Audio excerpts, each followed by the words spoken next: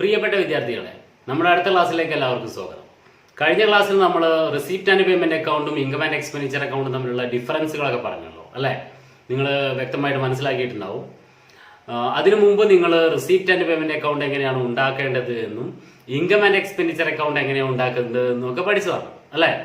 അപ്പോൾ ഒരു non profit ഓർഗനൈസേഷന്റെ ഫിനാൻഷ്യൽ സ്റ്റേറ്റ്മെന്റുകളിൽ പെട്ട കാര്യങ്ങൾ 3 കാര്യങ്ങളാണ് നിങ്ങൾ പഠിച്ചിട്ടുള്ളതാണ്: receipt and payment account, income and expenditure account, balance sheet. അപ്പൊ അതിൽ നിങ്ങൾ പഠിക്കാനുള്ളത് എന്താണ്, എങ്ങനെയാണ് ഒരു ബാലൻസ് ഷീറ്റ് ഉണ്ടാക്കുന്നത് എന്നുള്ളതാണ്.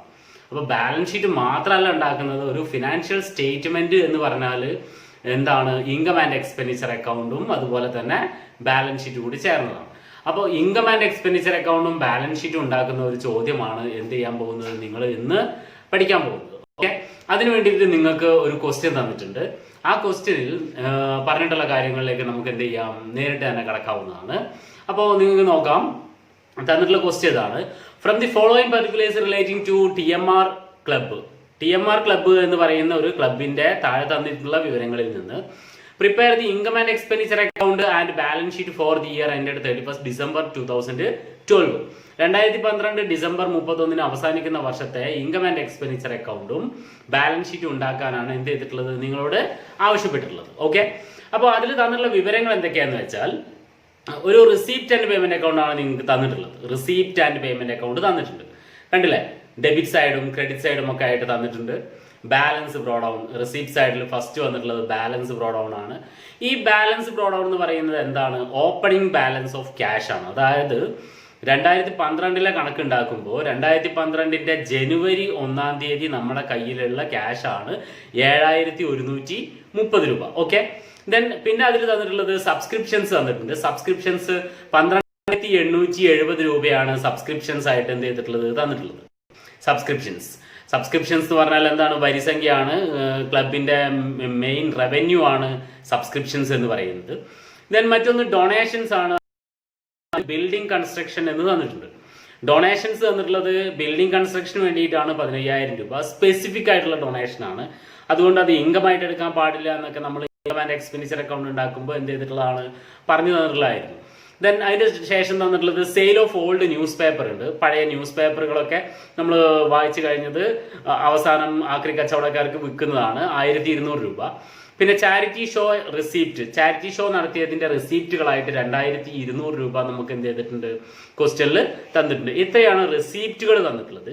പിന്നെ പേയ്മെന്റ് സൈഡിൽ തന്നിട്ടുള്ളത് റിഫ്രഷ്മെന്റ് ഉണ്ട്. റിഫ്രഷ്മെന്റ് എന്ന് പറഞ്ഞാൽ എന്താണ്, നിങ്ങൾക്ക് ആ ക്ലബില് മെമ്പേഴ്സിനൊക്കെ ഒന്ന് എൻജോയ് ചെയ്യാൻ വേണ്ടിയിട്ടുള്ള എന്തെങ്കിലും പരിപാടികൾ നടത്തുന്നതിനാണ് റിഫ്രഷ്മെന്റ്സ് എന്ന് പറയുന്നത്. അതിനുള്ള ചെലവ് വന്നിട്ടുള്ളത് 5400 രൂപയാണ്. പിന്നീട് സാലറീസ് തന്നിട്ടുണ്ട് 9000, പെറ്റി എക്സ്പെൻസസ് തന്നിട്ടുണ്ട്. ഒക്കെ ചെലവുകളാണെന്ന് നിങ്ങൾക്ക് അറിയുന്ന കാര്യമാണല്ലോ. മറ്റൊന്ന് പെറ്റി എക്സ്പെൻസസ് എന്ന് പറഞ്ഞാൽ എന്താണെന്ന് മനസ്സിലാക്കുക. ചെറിയ പേയ്മെന്റുകളായിട്ട് നമ്മൾ കൊടുത്ത ചെലവുകളെയാണ് പെറ്റി എക്സ്പെൻസസ് എന്ന് പറയുന്നത്. പിന്നീട് ഫർണിച്ചർ എന്ന് പറഞ്ഞിട്ട് ഡേറ്റ് വന്നിട്ടുണ്ട് ബ്രാക്കറ്റിൽ 1/7/2012 15000 രൂപ. അതായത് 1/7/2012 നമ്മൾ ഫർണിച്ചർ വാങ്ങിയിട്ടുണ്ട് 15000 രൂപയ്ക്ക് എന്നുള്ളതാണ് അവിടെ എന്ത് ചെയ്തിട്ടുള്ളത്, പറഞ്ഞിട്ടുള്ളത്, ക്വസ്റ്റ്യനിൽ പറഞ്ഞിട്ടുള്ളത്. പിന്നെ ചാരിറ്റി ഷോ എക്സ്പെൻസുകൾ, ചാരിറ്റി ഷോ നടത്തിയതിന്റെ എക്സ്പെൻസുകൾ എത്ര രൂപയുണ്ട്, 2000 രൂപയാണ് നിങ്ങൾക്ക് തന്നിട്ടുള്ളത്. ഓക്കെ, മറ്റൊന്ന് ക്ലോസിംഗ് ബാലൻസ് തന്നിട്ടുണ്ട്. ക്യാഷിന്റെ ക്ലോസിംഗ് ബാലൻസ് ആണത്. അതായത് ഡിസംബർ 31 അതായത് 2012 ഡിസംബർ 31 നമ്മളുടെ കയ്യിലുള്ള ക്യാഷ് ബാലൻസ് ആണ് ആ തന്നിട്ടുള്ള 3000 രൂപ. ഇത്രയാണ് റിസീപ്റ്റ് ആൻഡ് പേയ്മെന്റ് അക്കൗണ്ടിൽ തന്നിട്ടുള്ളത്. റിസീപ്റ്റ് ആൻഡ് പേയ്മെന്റ് അക്കൗണ്ടിന്റെ ടോട്ടലുകൾ 38400 ആണ്, ഡെബിറ്റ് സൈഡും ക്രെഡിറ്റ് സൈഡും ഉള്ളത്. ഓക്കെ, അതിനുശേഷം അഡീഷണൽ ഇൻഫർമേഷൻ എന്ന് പറഞ്ഞിട്ട് കുറച്ച് വിവരങ്ങൾ നിങ്ങൾക്ക് തന്നിട്ടുണ്ട്. കുറച്ച് വിവരങ്ങൾ തന്നിട്ടുള്ള എന്തൊക്കെയാണെന്ന് വെച്ചാൽ ഒരു 3 കാര്യങ്ങളാണ് തന്നിട്ടുള്ളത്. അതിന്റെ കോളങ്ങൾ നോക്കുക. ഒരു പർട്ടിക്കുലേഴ്സിന്റെ കോളം, പിന്നെ 1 ജനുവരി 2012 എന്ന് പറഞ്ഞ് തന്നിട്ടുണ്ട്. പിന്നെ 31 ഡിസംബർ 2012 എന്ന് പറഞ്ഞു വേറൊരു കോളം. അതായത് 2012 തുടക്കവും അതുപോലെ തന്നെ അവസാനവുമാണ് നിങ്ങൾക്ക് തന്നിട്ടുള്ളത്. എന്തൊക്കെയാണ് കാര്യങ്ങൾ, പർട്ടിക്കുലേഴ്സ് വിവരങ്ങൾ എന്തൊക്കെയാണ് തന്നിട്ടുള്ളത് നോക്കൂ. സബ്സ്ക്രിപ്ഷൻസ് ഡ്യൂ തന്നിട്ടുണ്ട്. സബ്സ്ക്രിപ്ഷൻസ് ഡ്യൂ എന്ന് പറഞ്ഞാൽ എന്താ, സബ്സ്ക്രിപ്ഷൻസ് ഡ്യൂ എന്ന് പറഞ്ഞാൽ നമുക്ക് ഇനിയും കിട്ടാനുള്ള സബ്സ്ക്രിപ്ഷൻ ആണ് സബ്സ്ക്രിപ്ഷൻസ് ഡ്യൂ എന്ന് പറയുന്നത് അല്ലെ. അത് ഡേറ്റ് 1/1/2012 തന്നിട്ടുള്ള എമൗണ്ട് 500 രൂപയാണ്. അതായത് ഈ വർഷത്തിന്റെ തുടക്കത്തിൽ നിങ്ങൾക്ക്, അതായത് നമുക്ക് കിട്ടാനുള്ള സബ്സ്ക്രിപ്ഷൻ 500 രൂപയുണ്ട്. അതെന്തായിരിക്കും? കഴിഞ്ഞ വർഷം ഇനിയും കിട്ടാനുള്ള എമൗണ്ട് ആയിരിക്കും അല്ലേ? അതുപോലെ തന്നെ 31 ഡിസംബർ 2012 എന്നുള്ള കോളത്തിൽ നിങ്ങൾക്ക് 700 രൂപ തന്നിട്ടുണ്ട്. അതായത് ഈ വർഷം നമുക്ക് കിട്ടാനുള്ള സബ്സ്ക്രിപ്ഷൻ എത്ര രൂപയാണ്? 700 രൂപയാണെന്ന് മനസ്സിലാക്കുക. അത് ഈ വർഷം ഇനിയും കിട്ടാനുള്ള സബ്സ്ക്രിപ്ഷൻ ആയിരിക്കും അല്ലേ? ദെൻ നമുക്ക് അടുത്തതായിട്ട് തന്നിട്ടുള്ളത് സബ്സ്ക്രിപ്ഷൻസ് റിസീവ്ഡ് ഇൻ അഡ്വാൻസ് ആണ്. സബ്സ്ക്രിപ്ഷൻസ് റിസീവ്ഡ് ഇൻ അഡ്വാൻസ് എന്ന് പറഞ്ഞാൽ എന്താണ്?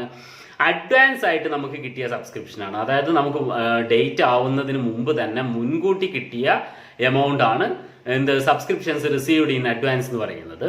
അത് 1/1/2012 200 രൂപയാണ്. അതായത് കഴിഞ്ഞ വർഷത്തിന്റെ അവസാനം, അതായത് ഈ വർഷത്തിന്റെ ആദ്യമുള്ള അഡ്വാൻസ് ആയിട്ട് കിട്ടിയിട്ടുള്ള എമൗണ്ട് 200 രൂപയാണ്. എന്ന് പറഞ്ഞാൽ എന്താ? ഈ വർഷത്തേക്കുള്ള എമൗണ്ട് നമുക്ക് കഴിഞ്ഞ വർഷം തന്നെ കിട്ടിയതായിരിക്കാം അല്ലെ? അതായത് ഈ വർഷത്തേക്കുള്ള എമൗണ്ട് അഡ്വാൻസ് ആയിട്ട് തന്നു കഴിഞ്ഞാൽ നമുക്ക് അതിനപ്പോൾ അഡ്വാൻസ് എന്ന് പറയാൻ പറ്റുള്ളൂ. ദെൻ അതിനുശേഷം 31 ഡിസംബർ 2012 350 രൂപ നിങ്ങൾക്ക് എന്ത് തന്നിട്ടുണ്ട്? സബ്സ്ക്രിപ്ഷൻസ് റിസീവ്ഡ് ഇൻ അഡ്വാൻസ് എന്ന് പറഞ്ഞ് തന്നിട്ടുണ്ട് അല്ലെ? അതെന്താണ്? ഈ വർഷത്തിന്റെ അവസാനം നമുക്ക് അഡ്വാൻസ് ആയിട്ട് നിൽക്കുന്ന എമൗണ്ട് ആണ്. അങ്ങനെ ഈ വർഷത്തിന്റെ അവസാനം അഡ്വാൻസ് ആയിട്ട് നിൽക്കുന്ന എമൗണ്ട് എന്ന് പറയുന്നത് എന്താണ്? അടുത്ത വർഷത്തേക്ക് വേണ്ടിയിട്ട് നമ്മൾ ഈ വർഷം തന്നെ സ്വീകരിച്ചിട്ടുള്ള എമൗണ്ട് ആണ്.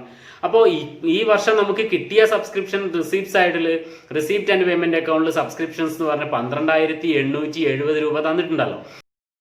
870 രൂപ തന്നതിൽ 350 രൂപ എന്താണ്? അടുത്ത വർഷത്തേക്കുള്ളതായിരിക്കാം. 200 രൂപ കഴിഞ്ഞ വർഷം തന്നെ നമുക്ക് കിട്ടിയതുമാണ്. അതിന് മുമ്പ് പറഞ്ഞ സബ്സ്ക്രിപ്ഷൻസ് ഡ്യൂ എന്നുള്ളതിൽ 500 രൂപ ഈ വർഷത്തിന്റെ തുടക്കത്തിൽ ഇനിയും കിട്ടാനുള്ള 500 രൂപയാണ്. അത് നമുക്ക് ഈ വർഷം കിട്ടിയ 12,870 ഉൾപ്പെട്ടിട്ടുണ്ടാവും. അപ്പൊ അത് അവിടുന്ന് കുറയ്ക്കേണ്ടി വരും. അതുപോലെ തന്നെ ഈ വർഷത്തിന്റെ അവസാനം സബ്സ്ക്രിപ്ഷൻ ഔട്ട്സ്റ്റാൻഡിംഗ് ഉള്ളത് നമ്മൾ എന്ത് ചെയ്യേണ്ടി വരും? സബ്സ്ക്രിപ്ഷൻസ് എഴുതുന്ന സമയത്ത്, ഇൻകം ആയിട്ട് എഴുതുന്ന സമയത്ത് കൂട്ടി എഴുതേണ്ടി വരും. ഓക്കെ. ദെൻ അതിന് കൂടെ തന്നെ അഡീഷണൽ ഇൻഫർമേഷനിൽ താഴെയായിട്ട് നിങ്ങൾക്ക് depreciate furniture by 10% and building by 15% എന്ന് തന്നിട്ടുണ്ട്. അതായത് ഫർണിച്ചർ നമ്മൾ വാങ്ങിയിട്ടുള്ളത് 1/7/2012 15,000 രൂപ വാങ്ങിയിട്ടുണ്ട്. അപ്പോൾ അതിൻ്റെ ആ 7ാം മാസം 1-ാം തീയതി വാങ്ങിയതിനാൽ അത് മുതൽ ക്ലോസിംഗ് ഡേറ്റ് വരെയുള്ള ഡിപ്രീസിയേഷൻ നമ്മൾ ചാർജ് ചെയ്യേണ്ടതാണ്. പിന്നീട് അത് കൂടാതെ ബിൽഡിങ്ങിന് എത്ര രൂപയും ഡിപ്രീസിയേഷൻ പറഞ്ഞിട്ടുണ്ട്? 15% ഡിപ്രീസിയേഷൻ പറഞ്ഞിട്ടുണ്ട്. ബിൽഡിംഗ് നിങ്ങൾക്ക് പർട്ടിക്കുലേഴ്സിൽ, അതായത് അഡീഷണൽ ഇൻഫർമേഷനിൽ തന്നിട്ടുണ്ട്. തുടക്കത്തിൽ 30,000 രൂപയാണ്, അവസാനത്തെ വർഷത്തിലും 30,000 രൂപയാണ് എന്തുള്ളത് ബിൽഡിങ്ങിന്റെ എമൗണ്ടുകൾ തന്നിട്ടുള്ളത്. അപ്പൊ ഇത്രയാണ് ക്വസ്റ്റ്യൻ നല്ലതുപോലെ എന്ത് ചെയ്യുക? നിങ്ങൾ എല്ലാവരും മനസ്സിലാക്കുക. എന്നിട്ട് നമുക്ക് ഈ പ്രോബ്ലം എങ്ങനെ ചെയ്യുമെന്ന് എന്ത് ചെയ്യാവുന്നതാണ്, ഒന്ന് നോക്കാവുന്നതാണ്. അതിന് വേണ്ടിയിട്ട് നിങ്ങൾ ചെയ്യേണ്ടത് എന്താണ്? ഒരു ഇൻകം ആൻഡ് എക്സ്പെൻഡിച്ചർ അക്കൗണ്ട് വരച്ചു വെക്കണം. കണ്ടില്ലേ? The income and expenditure account for the year ended 31 December 2012. Okay. അതിന് പെർട്ടിക്കുലേഴ്സിന്റെ കോളം, എമൗണ്ടിന്റെ കോളം, അതുപോലെ തന്നെ പെർട്ടിക്കുലേഴ്സിന്റെ എമൗണ്ടിന്റെ കോളം, അതായത് ഡെബിറ്റ് സൈഡും ക്രെഡിറ്റ് സൈഡും. അതുപോലെ തന്നെ നിങ്ങൾ ബാലൻസ് ഷീറ്റ് ഉണ്ടാക്കേണ്ടതാണ്. ബാലൻസ് ഷീറ്റ് നമുക്ക് ഉണ്ടാക്കേണ്ട ബാലൻസ് ഷീറ്റ് ഏത് വർഷത്താണ്? 31 ഡിസംബർ 2012-ന്റേതാണ്. നിങ്ങൾക്ക് ഇപ്പൊ തോന്നുന്നുണ്ടാവാം, രണ്ട് ബാലൻസ് ഷീറ്റുകൾ ഞാൻ വരച്ചിട്ടുണ്ട്. രണ്ട് ബാലൻസ് ഷീറ്റുകൾ നിങ്ങളൊന്ന് ശ്രദ്ധിക്കേണ്ടതാണ്. ആദ്യത്തെ ബാലൻസ് ഷീറ്റിന് ഡേറ്റ് എഴുതിയിട്ടുള്ളത് നോക്കുക. Balance sheet as on 1/1/2012. അതായത് 1/1/2012 ബാലൻസ് ഷീറ്റ് ആണ് ആ എഴുതിയിട്ടുള്ളത്. അതായത് ഈ വർഷത്തിന്റെ തുടക്കത്തിലുള്ള ബാലൻസ് ഷീറ്റ് ആണ് ആ ചെയ്തിട്ടുള്ളത്. അത് കൂടാതെ ബാലൻസ് ഷീറ്റ് ആസ് ഓൺ 31/12/2012 എഴുതിയിട്ടുണ്ട്. അതെന്താണ്? ഈ വർഷത്തിന്റെ അവസാനമുള്ള ബാലൻസ് ഷീറ്റ് ആണ് 31/12/2012 ബാലൻസ് ഷീറ്റ്. ഓക്കെ. ഇത്രയാണ് നിങ്ങൾ ചെയ്യേണ്ടത്. ഇതിന് എന്തിനാണ് ഇങ്ങനെ രണ്ട് ബാലൻസ് ഷീറ്റുകൾ വരയ്ക്കുന്നത് എന്നുള്ളത് ആദ്യം മനസ്സിലാക്കുക. ഒരു ബിസിനസിനെ സംബന്ധിച്ചിടത്തോളം ബിസിനസ്സിൽ ബാലൻസ് ഷീറ്റിൽ ലാബിലിറ്റി സൈഡിൽ ക്യാപിറ്റൽ ഉണ്ടായിരിക്കും അല്ലെ? നിങ്ങൾക്ക് അറിയാവുന്നതാണല്ലോ. ബാലൻസ് ഷീറ്റിന്റെ ലാബിലിറ്റി സൈഡിൽ ക്യാപിറ്റൽ ഉണ്ടായിരിക്കേണ്ടതാണ്. ഇവിടെ ഒരു നോൺ പ്രോഫിറ്റ് ഓർഗനൈസേഷനെ സംബന്ധിച്ചിടത്തോളം ക്യാപിറ്റൽ എന്ന് പറയുന്ന ഒരു കാര്യം ഇല്ല അല്ലെ? എന്തുകൊണ്ടാണ് ക്യാപിറ്റൽ ഇല്ലാത്തത്? ബിസിനസിന്റെ ഓണർ ഇറക്കുന്ന എമൗണ്ടിനെയാണ് നമ്മൾ ക്യാപിറ്റൽ എന്ന് പറയും. ഇവിടെ നോൺ പ്രോഫിറ്റ് ഓർഗനൈസേഷനെ സംബന്ധിച്ചിടത്തോളം അത് കുറെ ആൾക്കാർ, കുറെ മെമ്പേഴ്സ് ചേർന്ന് ഉണ്ടാക്കുന്ന ഒരു സംഘടനയാണ് അല്ലെ? ഒരു ഗ്രൂപ്പ്, ഒരു അസോസിയേഷൻ ആണെന്നൊക്കെ പറയാം. അപ്പൊ അതില് നമുക്ക് ക്യാപിറ്റൽ ഉണ്ടായിരിക്കില്ല. പക്ഷേ ആ ക്യാപിറ്റലിന് പകരം നമ്മൾ ഒരു നോൺ പ്രോഫിറ്റ് ഓർഗനൈസേഷനിലുള്ള ഫണ്ടിന് പറയുന്ന പേരാണ് ക്യാപിറ്റൽ ഫണ്ട്. അതായത് ക്യാപിറ്റൽ ഫണ്ട് എന്ന് പറയുന്നതാണ് ഒരു നോൺ പ്രോഫിറ്റ് ഓർഗനൈസേഷന്റെ ക്യാപിറ്റൽ. അപ്പോൾ ആ ക്യാപിറ്റൽ നിങ്ങൾക്ക് ഈ വായിച്ചിട്ടുള്ള ക്വസ്റ്റ്യനിൽ എവിടെയെങ്കിലും ഉണ്ടോന്നൊന്ന് നോക്കിയേ, കാണുന്നുണ്ടാവും? ഇല്ലല്ലോ. ഒരു റിസീപ്റ്റ് ആൻഡ് പേയ്മെന്റ് അക്കൗണ്ടിൽ എല്ലാ റിസീപ്റ്റുകളും അതുപോലെ തന്നെ എല്ലാ പേയ്മെന്റുകളുമാണ് നിങ്ങൾക്ക് തന്നിട്ടുള്ളത്. അതുപോലെ തന്നെ അഡീഷണൽ ഇൻഫർമേഷനിൽ ഇനിയും കിട്ടാനുള്ളതും അഡ്വാൻസ് ആയിട്ട് കിട്ടിയതും ബിൽഡിങ്ങും മാത്രമേ തന്നിട്ടുള്ളൂ. ഇവിടെ എന്ത് തന്നിട്ടില്ല? നിങ്ങൾക്കുള്ള അസറ്റ് അല്ലെങ്കിൽ ക്യാപിറ്റൽ എത്ര രൂപയാണ് എന്ന് ക്വസ്റ്റ്യനിൽ എന്ത് ചെയ്തിട്ടില്ല? തന്നിട്ടില്ല. അപ്പൊ ആ ക്യാപിറ്റൽ ഫണ്ട് തുടക്കത്തിലുള്ള ഒരു വർഷത്തിന്റെ നമ്മൾ ഫിനാൻഷ്യൽ സ്റ്റേറ്റ്മെന്റ് ചെയ്യുമ്പോൾ എത്ര രൂപയാണ് ക്യാപിറ്റൽ ഫണ്ട് ഉള്ളത് എന്നുള്ളത് മനസ്സിലാക്കാൻ വേണ്ടിയിട്ടാണ് എന്ത് ചെയ്യുന്നത്? ആദ്യത്തെ ബാലൻസ് ഷീറ്റ് ഉണ്ടാക്കുന്നത്. ഓക്കെ, ദെൻ അതിനുശേഷം നമ്മൾ ബാലൻസ് ഷീറ്റ് ഉണ്ടാക്കുന്നത് എന്തിനാണ്? നമുക്ക് ഉണ്ടാക്കേണ്ട ബാലൻസ് ഷീറ്റ് ഇതാണ് അല്ലെ. രണ്ടാമതായിട്ട് നമ്മൾ വരച്ചു വെച്ചിട്ടുള്ള ബാലൻസ് ഷീറ്റ് 31/12/2012 ബാലൻസ് ഷീറ്റ് ആണ് നിങ്ങൾ ചെയ്യേണ്ട ബാലൻസ് ഷീറ്റ്. അപ്പോൾ അതിലേക്ക് നമുക്ക് കടക്കാം. എങ്ങനെയാണ് ഈ ക്വസ്റ്റ്യൻ എന്ത് ചെയ്യേണ്ടത്? ഈ ഇൻകം ആൻഡ് എക്സ്പെൻഡിച്ചർ അക്കൗണ്ടിലും അതുപോലെ തന്നെ ബാലൻസ് ഷീറ്റുകളിലേക്കും എഴുതുന്നത് എന്ന് നോക്കാം. അങ്ങനെ എഴുതുമ്പോൾ നിങ്ങൾ പ്രത്യേകം ശ്രദ്ധിക്കേണ്ട ഒരു കാര്യം എന്താണെന്ന് വെച്ചാൽ, നിങ്ങൾക്ക് തന്നിട്ടുള്ള റിസീപ്റ്റ് ആൻഡ് പേയ്മെന്റ് അക്കൗണ്ടിലുള്ള എല്ലാ കാര്യങ്ങളും, അതായത് ഒരു ബിസിനസിന്റെ ട്രയൽ ബാലൻസ് തന്നിട്ട് അതിൽ നിന്ന് പ്രോഫിറ്റ് ആൻഡ് ലോസ് അക്കൗണ്ടും ബാലൻസ് ഷീറ്റും ഉണ്ടാക്കുന്നതുമായിട്ട് ബന്ധപ്പെട്ട അതേ പ്രാക്ടിക്കൽ നോളജ് തന്നെയാണ് നിങ്ങൾക്ക് ഒരു നോൺ പ്രോഫിറ്റ് ഓർഗനൈസേഷന്റെ ഫിനാൻഷ്യൽ സ്റ്റേറ്റ്മെന്റും ഉണ്ടാക്കുമ്പോൾ വേണ്ടത്. ഓക്കെ, അതായത് ട്രയൽ ബാലൻസിൽ തന്നിട്ടുള്ള ഐറ്റംസ് നമ്മൾ ഒന്നുകിൽ ട്രേഡിംഗ് അക്കൗണ്ടിലോ അല്ലെങ്കിൽ പ്രോഫിറ്റ് ആൻഡ് ലോസ് അക്കൗണ്ടിലോ അല്ലെങ്കിൽ ബാലൻസ് ഷീറ്റിലോ മാത്രമേ എഴുതുക ഉണ്ടായിരുന്നുള്ളൂ അല്ലെ. അതുപോലെ തന്നെ ഇവിടെ തന്നിട്ടുള്ള റിസീപ്റ്റ് ആൻഡ് പേയ്മെന്റ് അക്കൗണ്ടിലുള്ള കാര്യങ്ങൾ ഏതിലെങ്കിലും ഒന്നിൽ മാത്രമേ എഴുതുകയുള്ളൂ. അതേസമയം അഡീഷണൽ ഇൻഫർമേഷൻ ആയിട്ട് തന്നിട്ടുള്ള കാര്യങ്ങളൊക്കെ നമ്മൾ എന്ത് ചെയ്യേണ്ടി വരും? 2 സ്ഥലങ്ങളിൽ എഴുതേണ്ടി വരും എന്നുള്ളത് പ്രത്യേകം മനസ്സിലാക്കുക. അപ്പോൾ എഴുതുമ്പോൾ എന്ത് ചെയ്യണം? റിസീപ്റ്റ് ആൻഡ് പേയ്മെന്റ് അക്കൗണ്ടിലുള്ള ഓരോ ഐറ്റവും വായിച്ച് ആ ഐറ്റം ഏതിലെങ്കിലും ഒന്നിൽ മാത്രം എഴുതിയാൽ മതിയാവും. അതേസമയം അഡ്ജസ്റ്റ്മെന്റിൽ തന്നിട്ടുള്ളത്, അതായത് അഡീഷണൽ ഇൻഫർമേഷനിൽ തന്നിട്ടുള്ള കാര്യങ്ങൾ നമ്മൾ ഓരോന്നും വായിക്കുമ്പോൾ അത് 2 ഭാഗങ്ങളിലായിട്ട്, അതായത് ഒന്നുകിൽ receipt and income and expenditure അക്കൗണ്ടിലും പിന്നീട് നമ്മുടെ ബാലൻസ് ഷീറ്റിൽ ഏതെങ്കിലും ഒരു ബാലൻസ് ഷീറ്റിലും എന്ത് ചെയ്യേണ്ടി വരും? അത് എഴുതേണ്ടി വരുന്നതാണ്. അപ്പൊ നമുക്ക് ആ പ്രോബ്ലം എങ്ങനെ ചെയ്യുന്നു എന്ന് നോക്കാവുന്നതാണ്. ഓക്കെ, അപ്പോൾ നമ്മൾ ഈ റിസീപ്റ്റ് ആൻഡ് പേയ്മെന്റ് അക്കൗണ്ടിൽ തന്നിട്ടുള്ള വിവരങ്ങൾ ഓരോന്ന് നമ്മൾ എന്ത് ചെയ്യാണ്? നമ്മുടെ ഇൻകം ആൻഡ് എക്സ്പെൻഡിച്ചർ അക്കൗണ്ടിലേക്കും അതുപോലെ തന്നെ ബാലൻസ് ഷീറ്റിലേക്കും ഒക്കെ എഴുതുകയാണ്. എന്താണ് ക്വസ്റ്റ്യനിൽ ആദ്യം തന്നിട്ടുള്ള ഐറ്റം? ക്യാഷ് ഇൻ ഹാൻഡ്, അതായത് ബാലൻസ് ബ്രോ ഡൗൺ ആണ് തന്നിട്ടുള്ളത്. എന്ന് പറഞ്ഞാൽ എന്താണ്? ഈ വർഷത്തിന്റെ തുടക്കത്തിൽ നമ്മുടെ കയ്യിലുള്ള ക്യാഷ് ആണ് ആ തന്നിട്ടുള്ള എമൗണ്ട്. ഈ വർഷത്തിന്റെ തുടക്കത്തിൽ നമ്മുടെ കയ്യിൽ തന്നിട്ടുള്ള ക്യാഷ് ഇൻ ഹാൻഡ്, അതായത് നമ്മുടെ കയ്യിലുള്ള ബാലൻസ് നമുക്ക് ഇൻകമോ അല്ലെങ്കിൽ എക്സ്പെൻസോ ആണോ? അല്ലല്ലോ.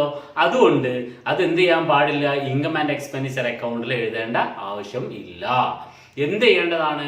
ഈ വർഷത്തിന്റെ തുടക്കത്തിലുള്ള ക്യാഷ് എന്ന് പറഞ്ഞാൽ നമ്മളുടെ ഈ വർഷത്തിന്റെ തുടക്കത്തിൽ നമ്മുടെ കയ്യിലുള്ള അസറ്റ് ആണ് അല്ലെ. ആ അസറ്റ് ആയതുകൊണ്ട് എന്ത് ചെയ്യേണ്ടതാണ്? നമുക്ക് ഈ വർഷത്തിന്റെ തുടക്കത്തിലുള്ള അസറ്റുകൾ എവിടെയാണ് എഴുതേണ്ടത്? ഈ വർഷത്തിന്റെ തുടക്കത്തിലുള്ള ബാലൻസ് ഷീറ്റ് നമ്മൾ എഴുതി വെച്ചിട്ടുണ്ടല്ലോ. അതിൽ അസറ്റ് സൈഡിൽ ക്യാഷ് ഇൻ ഹാൻഡ് എന്ന് പറഞ്ഞിട്ട് എന്ത് ചെയ്യണം?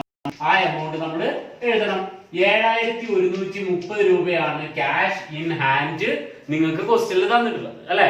അപ്പൊ അത് എഴുതേണ്ടത് എവിടെ മാത്രമാണ്? നമ്മുടെ ഓപ്പണിംഗ് ബാലൻസ് ഷീറ്റിൽ, അതായത് ഈ വർഷത്തിന്റെ തുടക്കത്തിലുള്ള ബാലൻസ് ഷീറ്റിൽ മാത്രമാണ് എന്ത് ചെയ്യേണ്ടത്? ക്യാഷ് ഇൻ ഹാൻഡ് എഴുതേണ്ടത്. ദെൻ രണ്ടാമത്തെ ഐറ്റം തന്നിട്ടുള്ളത് എന്താണ്? സബ്സ്ക്രിപ്ഷൻസ് എന്നുള്ളതാണ് തന്നിട്ടുള്ളത് അല്ലെ.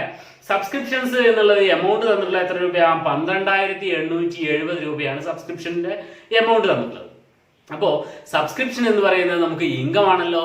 ഇൻകം ആയതുകൊണ്ട് നമ്മുടെ ഇൻകം ആൻഡ് എക്സ്പെൻഡിച്ചർ അക്കൗണ്ടിന്റെ ഇൻകത്തിന്റെ സൈഡിലാണ് സബ്സ്ക്രിപ്ഷൻസ് എഴുതേണ്ടത്. Subscriptions amount 12,870 രൂപയാണുള്ളത്. 12,870 രൂപ. ഇത് നമ്മൾ എവിടെയാണ് എഴുതിയിട്ടുള്ളത്? ഇന്നർ കോളത്തിലാണ് എഴുതിയിട്ടുള്ളത്. എമൗണ്ട് കോളത്തിലേക്ക് എഴുതിയിട്ടില്ല. കാരണം എന്താണ്? നമുക്ക് അഡീഷണൽ ഇൻഫർമേഷനിൽ 4 കാര്യങ്ങൾ എന്തിനെ കുറിച്ച് തന്നിട്ടുണ്ട്? സബ്സ്ക്രിപ്ഷനെ കുറിച്ച് പറഞ്ഞിട്ടുണ്ട്. അതായത് 4 അഡ്ജസ്റ്റ്മെന്റുകൾ എന്തിനുണ്ട്? സബ്സ്ക്രിപ്ഷൻസിനുണ്ട്. അതുകൊണ്ട് തന്നെ 4 അഡ്ജസ്റ്റ്മെന്റുകൾ നമ്മൾ എന്ത് ചെയ്യേണ്ടി വരും? സബ്സ്ക്രിപ്ഷന് ചെയ്യേണ്ടി വരും. ആ 4 അഡ്ജസ്റ്റ്മെന്റുകൾ ചെയ്യുന്നതിന് വേണ്ടിയിട്ട് നമ്മൾ എന്ത് ചെയ്യുന്നു? അതിനുള്ള സ്ഥലങ്ങൾ വിടുന്നു. ഒന്ന് ഇവിടെ ചെയ്യാം, 2 3 ഒന്നുകൂടി ചെയ്യാനുണ്ട്, അത് ഇവിടെ ചെയ്യാം. അപ്പൊ ഇങ്ങനെയാണ് സബ്സ്ക്രിപ്ഷന്റെ കാര്യം നമ്മൾ എഴുതേണ്ടത്. അതിന്റെ അഡ്ജസ്റ്റ്മെന്റുകൾ എന്ത് ചെയ്യേണ്ടതാണ്, നിങ്ങൾ ചെയ്യേണ്ടതാണ്. അഡ്ജസ്റ്റ്മെന്റുകൾ നമ്മൾ ഇപ്പൊ തന്നെ പോയി നോക്കേണ്ട കാര്യമില്ല. എന്ത് ചെയ്താൽ മതി, ഓരോ ഐറ്റംസ് എഴുതി കഴിഞ്ഞ് ലാസ്റ്റ് അഡ്ജസ്റ്റ്മെന്റുകൾ എത്തുമ്പോൾ മാത്രം അത് എവിടെ കൊണ്ട് എഴുതണം എന്ന് ചിന്തിച്ചാൽ മതി. അതാണ് നല്ല എളുപ്പമുള്ള രീതി. അതുകൊണ്ട് നമുക്ക് അങ്ങനെ ചെയ്യാം. ദെൻ മൂന്നാമത്തെ ഐറ്റം തന്നിട്ടുള്ള എന്താണ്, ഡൊണേഷൻസ് ആണ്. ഡൊണേഷൻസ് അതായത് എന്തിനു വേണ്ടിയിട്ടുള്ള ഡൊണേഷൻ, ബിൽഡിംഗ് കൺസ്ട്രക്ഷന് വേണ്ടിയിട്ടുള്ള ഡൊണേഷൻ ആണ് തന്നിട്ടുള്ളത്. ബിൽഡിംഗ് കൺസ്ട്രക്ഷന് വേണ്ടിയിട്ടുള്ള ഡൊണേഷൻ തന്നിട്ടുണ്ടെങ്കിൽ നിങ്ങൾ അത് എവിടെ എഴുതേണ്ടതാണ്, അത് നമുക്ക് ഇൻകം ആണോ, അത് സ്പെസിഫിക് ആയിട്ടുള്ള ഡൊണേഷൻ ആണ്. സ്പെസിഫിക് ആയിട്ടുള്ള ഡൊണേഷൻ ആണെങ്കിൽ, പ്രത്യേക ഡൊണേഷൻ ആണെങ്കിൽ നമുക്കത് ക്യാപിറ്റൽ റിസീപ്റ്റ് ആണ്. ഈ ക്യാപിറ്റൽ റിസീപ്റ്റുകൾ എവിടെ എഴുതാനുള്ളതാണ്, നമ്മുടെ ബാലൻസ് ഷീറ്റിൽ എഴുതേണ്ടതാണ്. ഈ വർഷം നമുക്ക് കിട്ടിയ ഡൊണേഷൻ ആണ് ആ എമൗണ്ട്. അതുകൊണ്ട് തന്നെ ആ ക്യാപിറ്റൽ ഫണ്ട് ഉള്ളത് നമ്മൾ, ആ ക്യാപിറ്റൽ റിസീപ്റ്റ് ഉള്ളത് നമ്മൾ എവിടെ എഴുതേണ്ടതാണ്, നമ്മളെ 31/12/2012 ബാലൻസ് ഷീറ്റിൽ. ഏതിലല്ല, തുടക്കത്തിലുള്ള ബാലൻസ് ഷീറ്റിൽ അത് എഴുതേണ്ട ആവശ്യമില്ല. കാരണം എന്താണ്, ഈ വർഷം നമുക്ക് കിട്ടിയ ഡൊണേഷൻ ബിൽഡിംഗ് ഉണ്ടാക്കാൻ വേണ്ടിയിട്ടുള്ള ഡൊണേഷൻ ആണ്. അത് ബാലൻസ് ഷീറ്റിന്റെ ലയബിലിറ്റി സൈഡിലാണ്. ഡൊണേഷൻ ഫോർ ബിൽഡിംഗ് ഫണ്ട് എന്ന് പറഞ്ഞിട്ട് എമൗണ്ട് എഴുതേണ്ടത്. എമൗണ്ട് വരുന്നത് എത്ര രൂപയാണ്, ഡൊണേഷൻ ഫോർ ബിൽഡിംഗ് ഫണ്ട് 15,000, 15,000 രൂപയാണ് ബിൽഡിംഗ് വേണ്ടിയിട്ടുള്ള ഡൊണേഷൻ നമുക്ക് എന്ത് ചെയ്തിട്ടുള്ളത്, കിട്ടിയിട്ടുള്ളത്. അത് എവിടെയാണ് എഴുതേണ്ടത്, ബാലൻസ് ഷീറ്റിന്റെ ലയബിലിറ്റി സൈഡിൽ. നമുക്ക് അടുത്ത ഐറ്റത്തിലേക്ക് കടക്കാം. അടുത്ത ഐറ്റം എന്നുള്ളത് sale of old news paper ആണ്, അല്ലെ. പഴയ ന്യൂസ് പേപ്പർ വിറ്റിട്ട് നമുക്ക് കിട്ടിയ ഇൻകങ്ങളാണ്. അത് ഇൻകം ആണല്ലോ. ഇൻകം ആയതുകൊണ്ട് അത് ഇൻകത്തിന്റെ ഭാഗത്ത് എഴുതേണ്ടി വരും. അഡ്ജസ്റ്റ്മെന്റ് ഉള്ള സ്ഥലമൊക്കെ കഴിഞ്ഞിട്ട് താഴെ വേണം എന്ത് ചെയ്യാൻ, sale of old news paper. Old news paper വിറ്റിട്ട് നമുക്ക് എത്ര രൂപയാണ് കിട്ടുന്നത്, 1200 രൂപ കിട്ടുന്നത്. ആ 1200 രൂപ നമ്മൾ ഇൻകത്തിന്റെ ഭാഗത്ത് എഴുതി. എമൗണ്ട് അഡ്ജസ്റ്റ്മെന്റ് ഒന്നും ഇല്ല, അതുകൊണ്ട് നേരിട്ട് എമൗണ്ട് കോളത്തിൽ തന്നെ നമ്മൾ എന്ത് ചെയ്തിട്ടുണ്ട്, അതിന്റെ എമൗണ്ട് എഴുതിയിട്ടുണ്ട്. ഓക്കെ. ദെൻ അടുത്ത ഐറ്റം പറഞ്ഞിട്ടുള്ളത് ചാരിറ്റി ഷോ റിസീപ്റ്റ് ആണ്. ചാരിറ്റി ഷോക്ക് വേണ്ടിയിട്ട് നമുക്ക് കിട്ടിയിട്ടുള്ള വരുമാനമാണ് എത്ര രൂപ, 2200 രൂപ. നമുക്കത് റിസീപ്റ്റ് ആണ്, റവന്യൂ റിസീപ്റ്റ് ആണ്. അതുകൊണ്ട് തന്നെ അതും എന്താണ്, ഇൻകം ആയിട്ട് എന്തെഴുതാം, ചാരിറ്റി ഷോ എന്ന് മാത്രം എഴുതിയാൽ മതി, അല്ലെ. ചാരിറ്റി ഷോയിൽ നിന്ന് നമുക്ക് കിട്ടിയിട്ടുള്ള റിസീപ്റ്റുകൾ 2200 രൂപയാണ്. ആ എമൗണ്ട് നമ്മൾ എന്ത് ചെയ്തു, ഇവിടെ എഴുതി. ദെൻ അടുത്ത് അതോടെ നമ്മളെ റിസീപ്റ്റുകളുടെ സൈഡ് കഴിഞ്ഞിരിക്കുകയാണ്. ദെൻ നമ്മൾ പേയ്മെന്റിന്റെ സൈഡിലേക്ക് കിടക്കുകയാണെങ്കിൽ അവിടെ ആദ്യം തന്നിട്ടുള്ള ഐറ്റം ഏതാണ്, റിഫ്രഷ്മെന്റ് ആണ്. റിഫ്രഷ്മെന്റിന് വേണ്ടിയിട്ട് നമ്മൾ 5400 രൂപ ചെലവഴിച്ചിട്ടുണ്ട്. ആ ചെലവഴിച്ച എമൗണ്ട് എന്താണ്, നമുക്ക് ചെലവഴിച്ചതായതുകൊണ്ട് തന്നെ അത് ചെലവാണ്. ചെലവായതുകൊണ്ട് എവിടെ എഴുതേണ്ടതാണ്, നമ്മുടെ ഇൻകം ആൻഡ് എക്സ്പെൻഡിച്ചർ അക്കൗണ്ടിൽ എക്സ്പെൻഡിച്ചറിന്റെ ഭാഗത്ത്, അതായത് ഡെബിറ്റ് സൈഡിൽ റിഫ്രഷ്മെന്റ് എന്ന് പറഞ്ഞിട്ട് നമ്മൾ എമൗണ്ട് എഴുതണം. റിഫ്രഷ്മെന്റ് എമൗണ്ട് വരുന്നത് എത്ര രൂപ, 5400 രൂപയാണ് റിഫ്രഷ്മെന്റിന്റെ എമൗണ്ട് ഉള്ളത്. അത് എഴുതുക. ഓക്കെ. ദെൻ അടുത്ത ഐറ്റം തന്നിട്ടുള്ള എന്താണ്, സാലറീസ്. സാലറീസ് എന്ന് പറഞ്ഞാൽ ശമ്പളം കൊടുക്കുന്നതാണ്, ചെലവാണല്ലോ. അതുകൊണ്ട് തന്നെ അതും ചെലവിന്റെ ഭാഗത്ത് എഴുതാം. സാലറീസ് എന്ന് പറഞ്ഞിട്ട് എമൗണ്ട് വരുന്നത് 9000 രൂപയാണ്. ആ 9000 രൂപ എമൗണ്ട് കോളത്തിൽ എഴുതി. ഓക്കെ. ഇതിന് അടുത്ത ഐറ്റം തന്നിട്ടുള്ള എന്താണ്, പെറ്റി എക്സ്പെൻസസ് 4000 രൂപയാണ്. പെറ്റി എക്സ്പെൻസസ് എന്ന് പറഞ്ഞാൽ ചെറിയ ചെറിയ ചെലവുകളാണ്.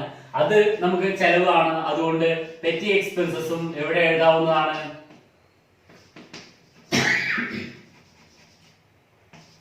4000 രൂപ എക്സ്പെൻസിന്റെ ഭാഗത്ത് തന്നെ എഴുതാവുന്നതാണ്. അടുത്ത ഐറ്റം നോക്കുക, ഫർണിച്ചർ ആണ്. ഫർണിച്ചർ തന്നിട്ടുള്ള എന്നാണ്, 15000 രൂപ ഉണ്ട്. ഡേറ്റ് തന്നിട്ടുണ്ട് 1/7/2012 ഫർണിച്ചർ നമ്മൾ വാങ്ങിയിട്ടുള്ളത്. അതുകൊണ്ട് തന്നെ അതായത് അതിനു മുമ്പ് നമ്മുടെ കയ്യിൽ ഫർണിച്ചർ ഇല്ല. അപ്പോ ഈ വർഷത്തിന്റെ അവസാനം നമ്മുടെ കയ്യിൽ ഫർണിച്ചർ ഉണ്ടായിരിക്കും, അല്ലെ. ഈ ഫർണിച്ചർ വാങ്ങിയത് നമുക്ക് റവന്യൂ പേയ്മെന്റ് ആണോ, ചെലവാണോ? അല്ലല്ലോ, ക്യാപിറ്റൽ പേയ്മെന്റ് ആണ്. കാരണം അത് നമ്മൾ യൂസ് ചെയ്യാൻ വേണ്ടിയിട്ടാണ് എന്ത് ചെയ്തിട്ടുള്ളത്, വാങ്ങിയിട്ടുള്ളത്. അതുകൊണ്ട് തന്നെ അത് ചെലവിന്റെ ഭാഗത്ത് എന്ത് ചെയ്യാൻ പാടില്ല, എഴുതാൻ പാടില്ല. എവിടെയാണ് എഴുതേണ്ടത്, ഈ വർഷത്തിന്റെ അവസാനമുള്ള ബാലൻസ് ഷീറ്റിൽ അസറ്റ്സിന്റെ സൈഡിലാണ് നമ്മൾ എന്ത് എഴുതേണ്ടത്, ഫർണിച്ചർ എഴുതേണ്ടത്. ഫർണിച്ചറിന്റെ എമൗണ്ട് 15000 രൂപയാണ്. ആ 15000 രൂപ നമ്മൾ എഴുതുകയാണ്. ആ 15000 രൂപയുടെ ഫർണിച്ചറുകൾ എഴുതുമ്പോൾ നമുക്ക് എന്ത് ചെയ്യണം, അത് ഇന്നർ കോളത്തിലാണ് നിങ്ങൾ എന്ത് ചെയ്യേണ്ടത്, എഴുതേണ്ടത്. കാരണം എന്താണ്, അതിന് അഡ്ജസ്റ്റ്മെന്റ് ഉണ്ട്. അതായത് എന്തുണ്ട്, ഡിപ്രീസിയേഷൻ ചാർജ് ചെയ്യാനുള്ളത് കൊണ്ട് തന്നെ നമ്മൾ എന്ത് ചെയ്യേണ്ടതാണ്, അത് അഡ്ജസ്റ്റ്മെന്റുകൾ ചെയ്യാൻ വേണ്ടിയിട്ട് മാറ്റി വെക്കേണ്ടതാണ്. ഓക്കെ. അതുകൊണ്ട് നമ്മൾ ഇന്നർ കോളത്തിലാണ് 15,000 രൂപ എന്ത് ചെയ്തിട്ടുള്ളത്, എഴുതിയിട്ടുള്ളത്. നമുക്ക് അടുത്ത ഐറ്റത്തിലേക്ക് കടക്കാം. അടുത്ത ഐറ്റം ചാരിറ്റി ഷോ എക്സ്പെൻസുകളാണ് അല്ലെ. ചാരിറ്റി ഷോ എക്സ്പെൻസസ് എന്ന് പറഞ്ഞിട്ട് 2,000 രൂപയാണ് ക്വസ്റ്റ്യനിൽ എന്ത് ചെയ്തിട്ടുള്ളത്, തന്നിട്ടുള്ളത്. ആ 2,000 രൂപ എന്താണ്, നമുക്ക് ചെലവാണ്. ആ ചെലവായതുകൊണ്ട് നമ്മൾ ചെലവിന്റെ ഭാഗത്ത് എന്ത് ചെയ്യാവുന്നതാണ്, ചാരിറ്റി ഷോ എക്സ്പെൻസസ് 2,000 രൂപ എമൗണ്ട് കോളത്തിൽ തന്നെ എഴുതാവുന്നതാണ്, നമുക്ക് ചെലവാണ് അല്ലെ. ദെൻ ഇത്രയാണ്. അതിനുശേഷം തന്നിട്ടുള്ള ബാലൻസ് ക്യാരിഡ് ഔട്ട് എന്ന് പറഞ്ഞാൽ 3,000 രൂപ തന്നിട്ടുണ്ട്. എന്താണ് ഒരു റിസീപ്റ്റ് ആൻഡ് പേയ്മെന്റ് അക്കൗണ്ടിന്റെ ക്ലോസിംഗ് ബാലൻസ് ആയിട്ട് ഈ തന്നിട്ടുള്ള 3,000 രൂപ? ഇത് ഈ വർഷത്തിന്റെ അവസാനം നമ്മളുടെ കയ്യിലുള്ള ക്യാഷ് ആണ്. എത്ര രൂപ, 3,000 രൂപ. അപ്പൊ ഈ വർഷത്തിന്റെ അവസാനമുള്ള ക്യാഷ് ആയതുകൊണ്ട് ഈ വർഷത്തിന്റെ അവസാനമുള്ള അസറ്റ് അല്ലേ അത്. അതുകൊണ്ട് ക്യാഷ് ഇൻ ഹാൻഡ് നമ്മൾ എവിടെ എഴുതേണ്ടതാണ്, നമ്മളുടെ ബാലൻസ് ഷീറ്റിൽ 31/12/2012 ബാലൻസ് ഷീറ്റിൽ അസറ്റ് സൈഡിൽ ക്യാഷ് ഇൻ ഹാൻഡ് എന്ന് പറഞ്ഞിട്ട് എന്ത് ചെയ്യണം, ആ എമൗണ്ട് എഴുതേണ്ടതാണ്. എമൗണ്ട് തന്നിട്ടുള്ളത് 3,000 രൂപയാണ്. എമൗണ്ട് കോളത്തിൽ തന്നെ നിങ്ങൾക്ക് എന്ത് ചെയ്യാം, ആ എമൗണ്ട് എഴുതാവുന്നതാണ്. 3,000 രൂപയാണ് എന്തുള്ളത്, എമൗണ്ട് തന്നിട്ടുള്ളത്. ദെൻ ഇത്രയാണ് റിസീപ്റ്റ് ആൻഡ് പേയ്മെന്റ് അക്കൗണ്ടിൽ നിങ്ങൾക്ക് എഴുതാൻ തന്നിട്ടുള്ളത്. ദെൻ അഡീഷണൽ ഇൻഫർമേഷനിലേക്ക് കടക്കുകയാണെങ്കിൽ അഡീഷണൽ ഇൻഫർമേഷനിൽ എന്തൊക്കെ തന്നിട്ടുണ്ട്? ഒന്നാമത് തന്നുള്ളത് സബ്സ്ക്രിപ്ഷൻസ് ഡ്യൂ ആണ്. ഞാൻ നിങ്ങളോട് പ്രത്യേകം പറഞ്ഞല്ലോ, അഡ്ജസ്റ്റ്മെന്റിൽ തന്നിട്ടുള്ള ഐറ്റംസ് ഒക്കെ നമ്മൾ എന്ത് ചെയ്യേണ്ടതാണ്, 2 സ്ഥലങ്ങളിലായിട്ട് എഴുതേണ്ടി വരും. അപ്പോ ഇവിടെ തന്നിട്ടുള്ള സബ്സ്ക്രിപ്ഷൻ ഡ്യൂ എന്ന് പറഞ്ഞാൽ എന്താ, ഇനിയും കിട്ടാനുള്ളത്. അത് 1/1/2012 നമുക്ക് ഈ വർഷത്തിന്റെ തുടക്കത്തിൽ നമുക്ക് കിട്ടാനുള്ളത് 500 രൂപയാണ് അല്ലെ. ആ എമൗണ്ട് നമുക്ക് ഈ വർഷം കിട്ടിയ സബ്സ്ക്രിപ്ഷനായ 12,870 രൂപയിൽ ഉൾപ്പെട്ടിട്ടുണ്ടാവുമല്ലോ. അത് നമ്മൾ എന്ത് ചെയ്യേണ്ടതാണ്, കുറച്ചെഴുതണം. കാരണം എന്താ, ഈ വർഷത്തിന്റെ തുടക്കത്തിൽ കിട്ടാനുള്ള എമൗണ്ട് ആണ് എത്ര രൂപ, 500 രൂപ. ആ 500 രൂപ നമുക്ക് കിട്ടിയ 12,870 ഉണ്ടായിരിക്കും. അത് കുറച്ചെഴുതുന്നത് ഉണ്ട്. അതിനാൽ ലെസ് ഔട്ട്സ്റ്റാൻഡിങ് ഓൺ 1/1/2012. എങ്ങനെയാ എഴുതേണ്ടത്, ലെസ് ഔട്ട്സ്റ്റാൻഡിങ് O⁻S എന്ന് എഴുതിയാലും മതി അല്ലെ. ഔട്ട്സ്റ്റാൻഡിങ് ഓൺ 1/1/2012 500 രൂപയാണ് കുറയ്ക്കാനുള്ളത്. അത് കുറയ്ക്കുമ്പോ 12,370 രൂപ നമുക്ക് സബ്സ്ക്രിപ്ഷൻ കിട്ടും. അതായത് ഈ വർഷത്തെ സബ്സ്ക്രിപ്ഷൻ ആയിട്ട് നമുക്ക് കിട്ടിയിട്ടുള്ളത് 12,870 അല്ല, 12,370 ആണ്. 500 രൂപ കഴിഞ്ഞ വർഷം ഇനിയും കിട്ടാനുള്ള എമൗണ്ട് ആണെന്ന് മനസ്സിലാക്കുക. ഓക്കെ, ഈ കിട്ടാനുള്ള എമൗണ്ട് 500 രൂപ നമ്മൾ അഡ്ജസ്റ്റ്മെന്റിൽ തന്നതാണ്. 2 സ്ഥലങ്ങളിൽ വേണമെന്ന് പറഞ്ഞു. ഇതെന്താണ്, ഈ വർഷത്തിന്റെ തുടക്കത്തിൽ ഇനിയും കിട്ടാനുള്ള എമൗണ്ട് ആണ്. അതായത് ഈ വർഷത്തിന്റെ തുടക്കത്തിൽ കിട്ടാനുള്ളത് നമുക്ക് അസറ്റ് ആണല്ലോ. അസറ്റ് ആയതുകൊണ്ട് ഈ വർഷത്തിന്റെ തുടക്കത്തിലെ ബാലൻസ് ഷീറ്റില്, അതായത് 1/1/2012 ബാലൻസ് ഷീറ്റില് സബ്സ്ക്രിപ്ഷൻ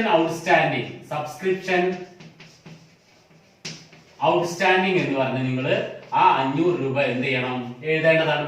ആ 500 രൂപ സബ്സ്ക്രിപ്ഷൻ മനസ്സിലാക്കുക. ഓക്കെ, ദെൻ നമുക്ക് അടുത്ത വർഷത്തെ അടുത്ത എമൗണ്ടിലേക്ക് കടക്കാം. അത് സബ്സ്ക്രിപ്ഷൻ ഡ്യൂ എന്ന് പറഞ്ഞിട്ട്, അതായത് ഇനിയും കിട്ടാനുള്ളത് 700 രൂപ തന്നിട്ടുണ്ട്. ഏത് പീരീഡിൽ, ഏത് വർഷത്തില്, 31 ഡിസംബർ 2012. അതായത് ഈ വർഷത്തിന്റെ അവസാനം ഇനിയും കിട്ടാനുള്ള എമൗണ്ട് ആണ് എത്ര രൂപ, 700 രൂപ തന്നിട്ടുള്ളത്. ആ 700 രൂപ നിങ്ങൾ എന്ത് ചെയ്യേണ്ടതാണ്, ഈ വർഷം ഇനിയും കിട്ടാനുള്ളതായതുകൊണ്ട് ഈ വർഷത്തെ ഇൻകം ആണല്ലോ അത് അല്ലെ. അതുകൊണ്ട് കിട്ടിയ ഇൻകത്തിന്റെ കൂടെ നമ്മൾ എന്ത് ചെയ്യണം, ഇനിയും കിട്ടാനുള്ളത് എന്ത് ചെയ്യണം, ആഡ് ചെയ്യേണ്ടതാണ്. Add outstanding on 31/12/2012. എത്ര രൂപയാണ്, 700 രൂപയാണ് നമുക്ക് കിട്ടാനുള്ളത്. ആ 700 രൂപ കൂട്ടുമ്പോൾ നമുക്ക് 13,070 രൂപ എന്ത് ചെയ്യും, സബ്സ്ക്രിപ്ഷന്റെ എമൗണ്ട് കിട്ടും അല്ലെ. സബ്സ്ക്രിപ്ഷന്റെ എമൗണ്ട് കിട്ടുന്നത് 13,070 രൂപയാണ്. അതായത് ഇനിയും കിട്ടാനുള്ളത് ഈ വർഷത്തെ ആയതുകൊണ്ട് നമ്മൾ കൂട്ടിയത്. ഇനി ഈ വർഷം ഇനിയും കിട്ടാനുള്ള എമൗണ്ട് ആണത്, ഈ വർഷത്തിന്റെ അവസാനം ഇനിയും കിട്ടാനുള്ളത്. അതുകൊണ്ട് തന്നെ ഈ കിട്ടാനുള്ള 700 രൂപ നമ്മൾ ഏത് ബാലൻസ് ഷീറ്റിൽ എഴുതേണ്ടതാണ്, 2012 അവസാനത്തെ ബാലൻസ് ഷീറ്റിൽ അല്ലെ. ഈ വർഷത്തിന്റെ അവസാനത്തെ ബാലൻസ് ഷീറ്റിൽ നമ്മൾ സബ്സ്ക്രിപ്ഷൻ ഔട്ട്സ്റ്റാൻഡിംഗ് എന്ന് പറഞ്ഞിട്ട് 700 രൂപ എഴുതേണ്ടതാണ്. 700 രൂപയാണ് ഇനിയും കിട്ടാനുള്ള സബ്സ്ക്രിപ്ഷൻ. ഓക്കെ, ദെൻ നമുക്ക് അടുത്ത ഐറ്റത്തിലേക്ക് കടക്കാം. സബ്സ്ക്രിപ്ഷൻസ് റിസീവ്ഡ് ഇൻ അഡ്വാൻസ് എന്ന് പറഞ്ഞിട്ടുണ്ട്. സബ്സ്ക്രിപ്ഷൻസ് റിസീവ്ഡ് ഇൻ അഡ്വാൻസ് എന്ന് പറഞ്ഞിട്ട് തന്നിട്ടുള്ളത് ഈ വർഷത്തിന്റെ തുടക്കത്തിലുള്ള അഡ്വാൻസ് എത്ര രൂപയാണ്, 200 രൂപയാണ്. ഈ വർഷത്തിന്റെ തുടക്കത്തിലുള്ളത് എന്ന് പറഞ്ഞാൽ എന്താ, കഴിഞ്ഞ വർഷം അഡ്വാൻസ് ആയിട്ട് തന്നത്. ആ കഴിഞ്ഞ വർഷം അഡ്വാൻസ് ആയിട്ട് തന്നത് നമുക്ക് ഈ വർഷത്തേക്ക് ഉള്ള എമൗണ്ട് കഴിഞ്ഞ വർഷം തന്നെ തന്നതാണല്ലോ, അത് ഈ വർഷത്തെ ഇൻകം ആയതുകൊണ്ട് അല്ലേ, ഈ വർഷത്തെ ഇൻകം അല്ലേ. കാരണം എന്താ, കഴിഞ്ഞ വർഷം അഡ്വാൻസ് ആയിട്ട് തരണമെങ്കിൽ ഈ വർഷത്തെ എമൗണ്ട് കഴിഞ്ഞ വർഷം തന്നെ തന്നതാണ്. അതുകൊണ്ട് നമുക്കത് ഈ വർഷത്തെ ഇൻകം ആയതുകൊണ്ട് എന്ത് ചെയ്യണം, അത് ഈ വർഷം നമുക്ക് കിട്ടിയ എമൗണ്ടിന്റെ കൂടെ കൂട്ടി എഴുതണം. എന്തുകൊണ്ടാ, ഈ വർഷം നമുക്ക് അഡ്വാൻസ് ആയിട്ട് അവർ തന്നിട്ടുണ്ടെങ്കിൽ പിന്നീട് ആ എമൗണ്ട് വീണ്ടും തരില്ലല്ലോ. അതുകൊണ്ട് ആ 200 രൂപ ഇവിടെ സബ്സ്ക്രിപ്ഷന്റെ കൂടെ എന്ത് ചെയ്യണതാണ്, ആഡ് ചെയ്യേണ്ടതാണ്. Add advance. ഏത് അഡ്വാൻസാ? 1/2012 അഡ്വാൻസ് ആണ് 200 രൂപ ആഡ് ചെയ്യേണ്ടത്. ആ 200 രൂപ ആഡ് ചെയ്യുമ്പോൾ നമുക്ക് 13,270 രൂപയാണ് സബ്സ്ക്രിപ്ഷന്റെ എമൗണ്ട് ആയിട്ട് കിട്ടുന്നത്. സബ്സ്ക്രിപ്ഷന്റെ എമൗണ്ട് 13,270 രൂപ എന്ത് ചെയ്തിട്ടുണ്ട്, നമുക്ക് ഉണ്ട് അല്ലെ. ദെൻ നമുക്ക് ഈ 200 രൂപ ഇനിയും അഡ്വാൻസ് ആയിട്ട് കിട്ടിയത്, നമുക്ക് കഴിഞ്ഞ വർഷം അഡ്വാൻസ് ആയിട്ട് കിട്ടിയിട്ടുണ്ടെങ്കിൽ നിങ്ങൾക്കറിയാമല്ലോ, അഡ്വാൻസ് ആയിട്ട് നമുക്കൊരു കാര്യം കിട്ടിക്കഴിഞ്ഞാൽ നമുക്കൊരു ബാധ്യതയാണ് അല്ലെ, ലാബിലിറ്റിയാണ്. അതുകൊണ്ട് ഈ വർഷത്തിന്റെ തുടക്കത്തിലുള്ള ബാലൻസ് ഷീറ്റിൽ ലാബിലിറ്റീസിന്റെ സൈഡിൽ നിങ്ങൾ എന്ത് ചെയ്യേണ്ടി വരും, subscriptions received in advance, subscriptions in advance, advance ആയിട്ട് കിട്ടിയിട്ടുള്ള സബ്സ്ക്രിപ്ഷൻ 200 രൂപ എന്ത് ചെയ്യേണ്ടതാണ്, ലാബിലിറ്റി സൈഡിൽ എഴുതണം. കാരണം എന്താ, അഡ്വാൻസ് ആയിട്ട് കിട്ടിക്കഴിഞ്ഞാൽ നമുക്കത് ലാബിലിറ്റി ആണ് അല്ലെ. ദെൻ ഈ വർഷത്തിന് അവസാനമുള്ള എമൗണ്ട് എത്രയാണെന്നുള്ളത് 350 രൂപ സബ്സ്ക്രിപ്ഷൻ ഔട്ട്സ്റ്റാൻഡിംഗ് അഡ്വാൻസ് തന്നിട്ടുണ്ട്. ഈ വർഷത്തിന്റെ അവസാന അഡ്വാൻസ് എന്ന് പറഞ്ഞാൽ എന്താ, നമുക്ക് അടുത്ത വർഷത്തേക്കുള്ള എമൗണ്ട് ഇപ്പോൾ തന്നെ ഈ വർഷം തന്നെ കിട്ടിയതാണ്. അപ്പോ കിട്ടിയ 12,870 രൂപയിൽ 350 രൂപ നമുക്ക് അടുത്ത വർഷത്തെ എമൗണ്ട് തന്നതാണ്. അത് കുറയ്ക്കണം. ഈ വർഷത്തെ എമൗണ്ട് മാത്രമേ, ഇൻകം ആൻഡ് എക്സ്പെൻഡിച്ചർ അക്കൗണ്ട് വരാൻ പാടുള്ളൂ അല്ലെ. നമ്മൾ കഴിഞ്ഞ ക്ലാസ്സുകളിലായിട്ട് അതൊക്കെ പറഞ്ഞിട്ടുള്ളതാണ്.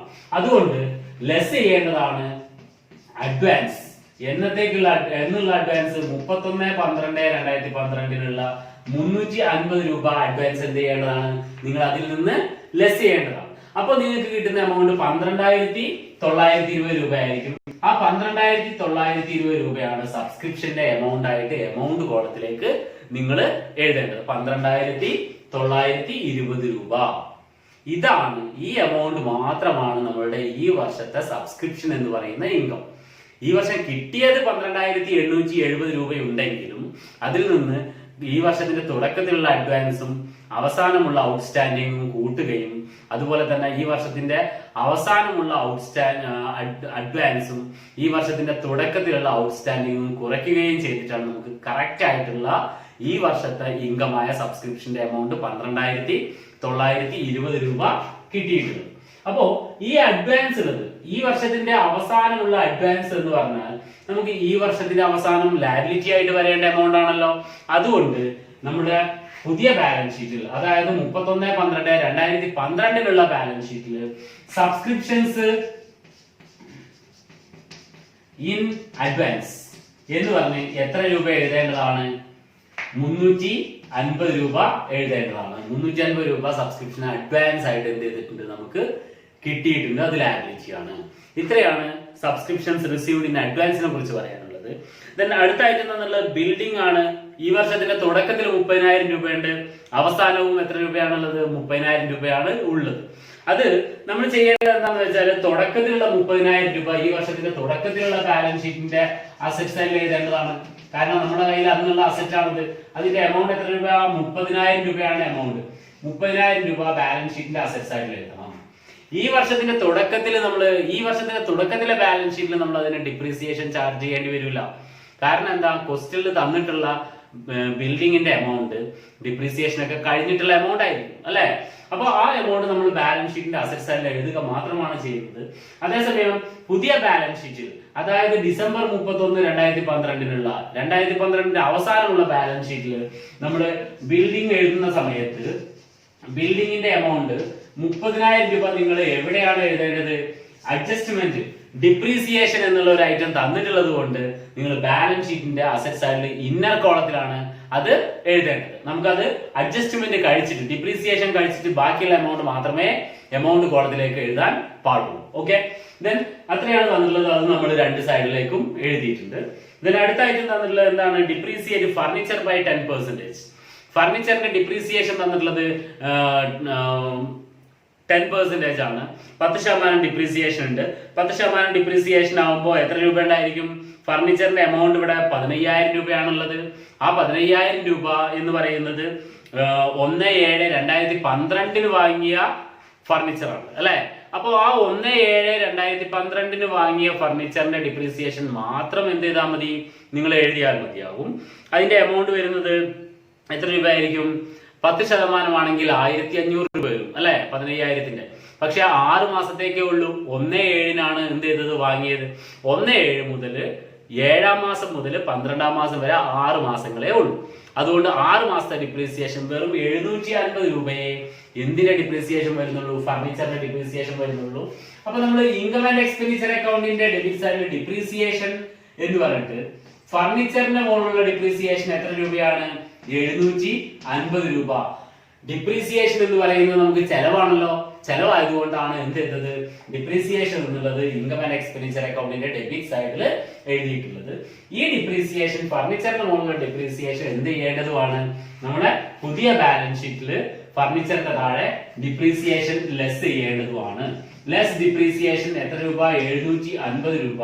അപ്പൊ ബാക്കി 14,250 രൂപ മാത്രമേ ഫർണിച്ചറിന്റെ എമൗണ്ട് ആയിട്ട് ബാലൻസ് ഷീറ്റിൽ വരികയുള്ളൂ. ഓക്കെ, ഇത്രയാണ് പുതിയ ബാലൻസ് ഷീറ്റിൽ ആ ഡിപ്രീസിയേഷനെ കുറിച്ച് ഉള്ള കാര്യങ്ങൾ ചെയ്യാനുള്ളത്. നിങ്ങൾ മനസ്സിലാക്കേണ്ട കാര്യം എന്താണ്? അഡ്ജസ്റ്റ്മെന്റുകൾ വന്നു കഴിഞ്ഞാൽ അത് രണ്ട് സ്ഥലത്ത് വരേണ്ടതാണ്. നമ്മളിപ്പോ ഡിപ്രീസിയേഷൻ ഉള്ളത് ഇൻകം ആൻഡ് എക്സ്പെൻഡിച്ചർ അക്കൗണ്ടിന്റെ ഡെബിറ്റ് സൈഡിലും എഴുതി, അതുപോലെ തന്നെ ബാലൻസ് ഷീറ്റിൽ അസറ്റ് സൈഡിൽ ആ റെസ്പെക്റ്റീവ് അസറ്റിൽ നിന്ന് കുറയ്ക്കുകയും ചെയ്യും. ഓക്കെ, ദെൻ അടുത്തതായിട്ട് നോക്കാനുള്ളത് എന്താണ്? ബിൽഡിങ്ങിന്റെ മുകളിലും ഡിപ്രീസിയേഷൻ പറഞ്ഞിട്ടുണ്ട് അല്ലെ. ബിൽഡിങ്ങിന്റെ മുകളിലുള്ള ഡിപ്രീസിയേഷൻ 15% ആണ് എന്ത് ചെയ്തിട്ടുള്ളത്? തന്നിട്ടുള്ളത്. 15% ആണെങ്കിൽ 30,000ന്റെ 15% കാണാൻ എന്ത് ചെയ്താൽ മതി? 30,000 ഗുണിക്കണം 15% നോക്കിയാൽ മതി അല്ലെ. ഒരു വർഷത്തേക്കുള്ള ഡിപ്രീസിയേഷൻ ഉണ്ടായിരിക്കും. ആ ഡിപ്രീസിയേഷന്റെ എമൗണ്ട് വരുന്നത് എത്ര രൂപയായിരിക്കും? 15% ആവുമ്പോൾ 30,000ത്തിന് 15% ആവുമ്പോൾ 4,500 രൂപ ഡിപ്രീസിയേഷൻ ഉണ്ടായിരിക്കും അല്ലെ. ആ 4,500 രൂപ ഡിപ്രീസിയേഷൻ നമുക്ക് ചെലവായതുകൊണ്ട് എന്ത് ചെയ്യണം? ബിൽഡിംഗ് എന്നുള്ള എഴുതിയിട്ട് 4,500 രൂപ എന്ത് ചെയ്യേണ്ടതാണ്? ഇൻകം ആൻഡ് എക്സ്പെൻഡിച്ചർ അക്കൗണ്ടിന്റെ ഡെബിറ്റ് സൈഡിലും എഴുതേണ്ടതാണ്. പിന്നീട് ആ ബിൽഡിംഗിൽ നിന്ന് നമ്മൾ ആ 4,500 രൂപ കുറച്ചു എഴുതേണ്ടതാണ്. ലെസ് ഡിപ്രീസിയേഷൻ 4,500 രൂപ. 4,500 രൂപ ബിൽഡിംഗിൽ നിന്ന് 30,000ൽ നിന്ന് കുറച്ചു കഴിഞ്ഞാൽ ബാക്കി നമുക്ക് എത്ര രൂപ കിട്ടും? 25,500 രൂപയാണ് എന്ത് കിട്ടുക? ബിൽഡിംഗിന്റെ നെറ്റ് ബാലൻസ് കിട്ടുക അല്ലെ. ആ ബിൽഡിംഗിന്റെ എമൗണ്ട് 25,500 രൂപ നമ്മൾ എവിടെ എഴുതേണ്ടതാണ്? എമൗണ്ട് കോളത്തിലേക്ക് എഴുതേണ്ടതാണ്. 25,500. 25,500 രൂപ എന്ത് ചെയ്യണം? ബാലൻസ് ഷീറ്റിന്റെ അസറ്റ് സൈഡിലേക്ക് എഴുതേണ്ടതാണ്. ഓക്കെ, ദെൻ നമുക്ക് ഡിപ്രീസിയേഷനും രണ്ട് സ്ഥലത്തും എഴുതി കഴിഞ്ഞു. അതായത് ഫർണിച്ചറിന്റെ ഡിപ്രീസിയേഷനും എഴുതി, അതുപോലെ തന്നെ എന്തും എഴുതി? ബിൽഡിങ്ങിന്റെ ഡിപ്രീസിയേഷനും നമ്മൾ എഴുതി കഴിഞ്ഞിട്ടുണ്ട് അല്ലെ. അപ്പോ അടുത്തതായിട്ട് നമുക്ക് എന്ത് ചെയ്യണം? നമുക്ക് ഈ ഇൻകം ആൻഡ് എക്സ്പെൻഡിച്ചർ അക്കൗണ്ടും അതുപോലെ തന്നെ ബാലൻസ് ഷീറ്റും ഒക്കെ എന്ത് ചെയ്യണം? ഒന്ന് ടോട്ടൽ ചെയ്ത് ബാലൻസ് ചെയ്ത് കണക്കാക്കണം. ഇവിടെ ആദ്യം നിങ്ങൾ ചെയ്യേണ്ട കാര്യം എന്താണെന്ന് അറിയോ? ഈ വർഷത്തിന്റെ തുടക്കത്തിലുള്ള ബാലൻസ് ഷീറ്റ് ഉണ്ടല്ലോ, ആ തുടക്കത്തിലുള്ള ബാലൻസ് ഷീറ്റാണ് നിങ്ങൾ ആദ്യം എന്ത് ചെയ്യേണ്ടത്? ടോട്ടൽ ചെയ്ത് ബാലൻസ് ചെയ്യേണ്ടത്. അപ്പോഴാണ് നമുക്ക് എന്ത് കിട്ടുക? ഈ വർഷത്തിന്റെ തുടക്കത്തിലുള്ള ക്യാപിറ്റൽ എത്രയാണ് എന്നുള്ളത് കിട്ടുക. അതിനുവേണ്ടി നിങ്ങൾ നോക്കേണ്ട കാര്യം ഏത് സൈഡാണ് കൂടുതൽ നോക്കുക. ബാലൻസ് ഷീറ്റിന്റെ അസറ്റ് സൈഡിൽ ഒരു 7,130, ഒരു 500, ഒരു 30,000 രൂപയും ഉണ്ട് അല്ലെ. അപ്പൊ ആ ബാലൻസ് ഷീറ്റിന്റെ അസറ്റ് സൈഡിന്റെ ടോട്ടൽ എല്ലാം കൂടി കൂട്ടിയാൽ കിട്ടുക 37,630 രൂപയാണ്. 37,630 രൂപ നിങ്ങൾ ബാലൻസ് ഷീറ്റ് അസറ്റ് സൈഡിന്റെ ടോട്ടൽ ആയിട്ട് എഴുതുക. അതേ എമൗണ്ട് തന്നെ ലയബിലിറ്റി സൈഡിന്റെ ടോട്ടൽ ആയിട്ട് എഴുതുക 37,630. അതിൽ നിന്ന് നമുക്ക് തന്നിട്ടുള്ള ലയബിലിറ്റി 200 രൂപയാണ്. ആ തന്നിട്ടുള്ള ലയബിലിറ്റി 200 രൂപ കുറച്ച് കഴിഞ്ഞാൽ ബാക്കി നമുക്ക് 37,430 രൂപ. 37,430 എന്ത് കിട്ടും? ബാലൻസിങ് ഫിഗർ ആയിട്ട് കിട്ടും. ഈ ബാലൻസിങ് ഫിഗർ എന്ന് പറയുന്നത് എന്താണ്? നിങ്ങൾക്ക് അറിയാമല്ലോ, അസറ്റുകളിൽ നിന്ന് ലയബിലിറ്റി കുറച്ചാൽ കിട്ടുന്നത് എന്താ? ക്യാപിറ്റൽ ആണ്. അപ്പൊ നമ്മൾ അസറ്റുകളിൽ നിന്ന് ലാബിലിറ്റി കുറച്ചപ്പോൾ കിട്ടിയ ഈ എമൗണ്ട് ആണ് ഈ നോൺ ടു ഫോർ പ്രോഫിറ്റ് ഓർഗനൈസേഷന്റെ ക്യാപിറ്റൽ ഫണ്ട്. ഈ ക്യാപിറ്റൽ ഫണ്ട് ആണ് ഇത് ബാലൻസിങ് ഫിഗർ ആയിട്ട് കിട്ടിയ എമൗണ്ട് ആയതുകൊണ്ട് നിങ്ങൾക്ക് മനസ്സിലാക്കാൻ വേണ്ടിയിട്ട് B/F ഒന്ന് എഴുതി വെക്കാവുന്നതാണ്. അപ്പൊ അതാണ് ബാലൻസിങ് ഫിഗർ ആയിട്ടുള്ള ക്യാപിറ്റൽ ഫണ്ട്. ആ ക്യാപിറ്റൽ ഫണ്ട് നമ്മൾ എവിടേക്ക് എഴുതേണ്ടി വരും? പുതിയ ബാലൻസ് ഷീറ്റിലേക്ക് ക്യാപിറ്റൽ ഫണ്ട് എന്ന് പറഞ്ഞ് അതേ എമൗണ്ട് തന്നെ 37,430 ഇന്നർ കോളത്തിൽ എഴുതി വെക്കണം. എന്തിനാണ് ഇന്നർ കോളത്തിൽ എഴുതുന്നതെന്ന് അറിയാമോ? ക്യാപിറ്റലിന്റെ കൂടെ ആ വർഷത്തെ പ്രോഫിറ്റ് എത്ര രൂപയുണ്ട് അത് കൂട്ടേണ്ടി വരും അല്ലെ. അതുപോലെ തന്നെ ലോസ് ആണെങ്കിലോ അത് എന്ത് ചെയ്യേണ്ടി വരും? കുറയ്ക്കേണ്ടി വരും. അങ്ങനെയാണ് നിങ്ങൾ ഒരു ബിസിനസിന്റെ അക്കൗണ്ടിങ് ചെയ്യുമ്പോൾ ചെയ്തിട്ടുള്ളത്. അതേസമയം ഇവിടെ നോൺ പ്രോഫിറ്റ് ഓർഗനൈസേഷൻ ആണ്.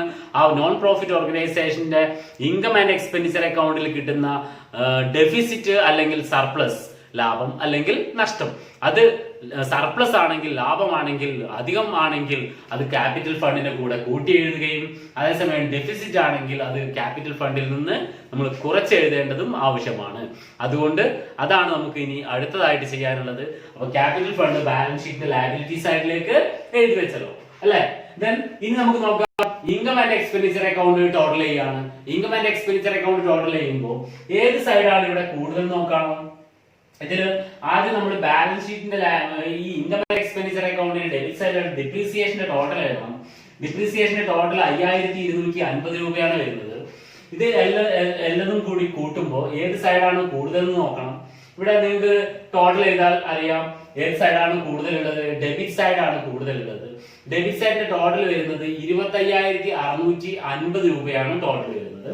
അതുകൊണ്ട് ടോട്ടൽ 25,650 രൂപ നമുക്ക് ഡെബിറ്റ് സൈഡിൽ എഴുതാവുന്നതാണ്. അതേ എമൗണ്ട് തന്നെ ക്രെഡിറ്റ് സൈഡിലേക്ക് എഴുതണം. ക്രെഡിറ്റ് സൈഡിലും 25,650 രൂപ എഴുതുക. ഈ 25,650 രൂപയിൽ നിന്ന് ഇവിടെ വരുന്ന ടോട്ടൽ എമൗണ്ടുകൾ വരുന്നത് 16,320 രൂപയാണ് അല്ലെ. ഇതെല്ലാം കൂടി കൂട്ടി കഴിഞ്ഞാൽ, അതായത് നമ്മുടെ ഇൻകങ്ങളെല്ലാം കൂടി കൂട്ടി കഴിഞ്ഞാൽ 16,320 രൂപയെ കിട്ടുന്നു. ആ 16,320 രൂപ 25,650 നിന്ന് കുറച്ച് കഴിഞ്ഞാൽ നിങ്ങൾക്ക് 9,330 രൂപ ബാലൻസ് കിട്ടും. 9,330 രൂപ ബാലൻസിങ് ഫിഗർ ആയിട്ട് കിട്ടുന്നുണ്ട് അല്ലെ. ഈ ബാലൻസിങ് ഫിഗർ എന്താണ്? ഈ ബാലൻസിങ് ഫിഗർ ഇവിടെ നിങ്ങൾ മനസ്സിലാക്കേണ്ട കാര്യം, നമ്മുടെ ഇൻകത്തിന്റെ സൈഡിൽ ആകെ വരുന്ന ടോട്ടൽ 16,320 ഉള്ളൂ. എക്സ്പെൻസുകളാണെങ്കിലോ 25,620 രൂപ, 650 രൂപ എക്സ്പെൻസുകൾ ഉണ്ട്. അപ്പൊ നമുക്ക് ഇവിടെ കമ്മിയാണ് ഉണ്ടായിട്ടുള്ളത്, ഡെഫിസിറ്റ് ആണ് ഉണ്ടായിട്ടുള്ളത്, ലോസ് ആണ്, പ്രോഫിറ്റ് അല്ല ഉണ്ടായിട്ടുള്ളത്, ലോസ് ആണ്. ഈ നോൺ പ്രോഫിറ്റ് ഓർഗനൈസേഷന്റെ ലോസുകൾക്ക് എന്താ? ഡെഫിസിറ്റ് എന്നാണല്ലോ പറയുന്നത്. അതുകൊണ്ട് ഈ കിട്ടിയ ബാലൻസിനെ നമ്മൾ എന്ത് പറഞ്ഞു വിളിക്കാം? ഡെഫിസിറ്റ് എന്ന് പറഞ്ഞ് എഴുതി വെക്കാം. DEFICT, ഡെഫിസിറ്റ് എന്ന് പറഞ്ഞാൽ എന്താ? കമ്മി, കുറവ് എന്നൊക്കെയാണ് അർത്ഥം. അപ്പൊ അത്ര എമൗണ്ട് നമുക്ക് കുറവ് സംഭവിച്ചിട്ടുണ്ട്. ഈ കുറവുള്ളത് നമ്മൾ എവിടെ എഴുതേണ്ടതാണ്? നമ്മുടെ ഇൻകം ആൻഡ് പുതിയ ബാലൻസ് ഷീറ്റിലേക്ക് ട്രാൻസ്ഫർ ചെയ്യണം. അതായത് ബിസിനസ്സുകളിൽ പ്രോഫിറ്റ് ഉണ്ടായി കഴിഞ്ഞാൽ നമ്മൾ ക്യാപിറ്റലിൽ കൂടെ കൂട്ടാറുണ്ടല്ലോ. അതുപോലെ തന്നെ ഇവിടെ നഷ്ടമായതുകൊണ്ട് ക്യാപിറ്റൽ ഫണ്ടിൽ നിന്ന് ലെസ് ചെയ്യണം. ഡെഫിസിറ്റ് എത്ര രൂപ? 9,330 രൂപ. 9,330 രൂപ ലെസ് ചെയ്യുമ്പോൾ നമുക്ക് കിട്ടുന്ന എമൗണ്ട് എത്ര രൂപയാണ്? നോക്കാം.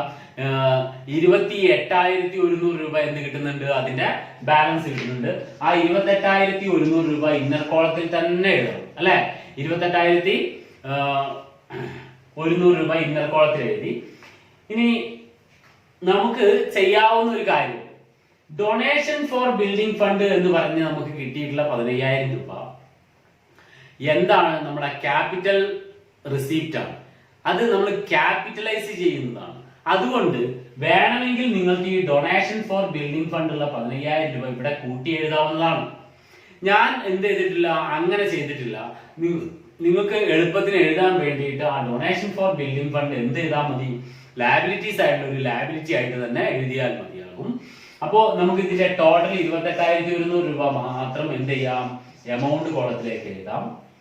ഇത്രയും ചെയ്താൽ നമ്മുടെ ബാലൻസ് ഷീറ്റിലേക്ക് എഴുതാനുള്ള കാര്യങ്ങളൊക്കെ കംപ്ലീറ്റ് ആണ്.